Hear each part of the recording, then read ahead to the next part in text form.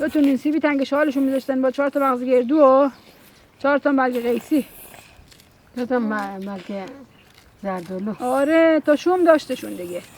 نه شیر ماست حیوان که قدیما چوپونا میخوردن 100 سال عمر میکردن. همین یک چیز باید دوست داشته باشه. حالا انشالله برمیگردن به همون زمان دوباره. انشالله.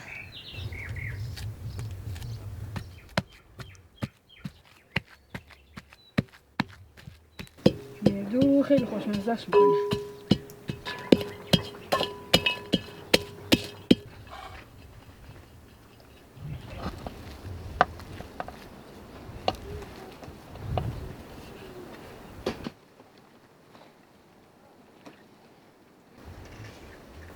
گردوهاش هم چربتره. بله. هم گردوهای خوبی داره. گردوها سرده زیاد سیاه نداره. کم نمک نبشه آردمون. اگه کم نمک باشه میره تو تنور. این دیگه خودش به همه نون خورش هم لاشه دیگه. بله. همه چیز داره. من که گفتم دست شما رو بندن پا منو.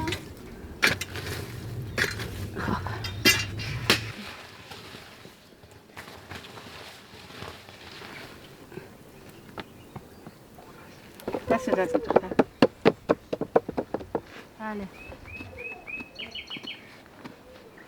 کجا رفت که ما نونان میپختیم؟ حال باید پاون نون دردم. میپختیم قد یه قلبول. ما این نون سیبی خودم بخورن من گردویم پختم. تک تنها. 3 تا آره بچه بابا. 3 تا بچه رو ول میکردم ما. نون جوف، فتیر جوف. نون آبروم پختن قد آدم. اینم نون سیبی برزوک. بفرماد نوش جونتون. بسم الله بفرماد.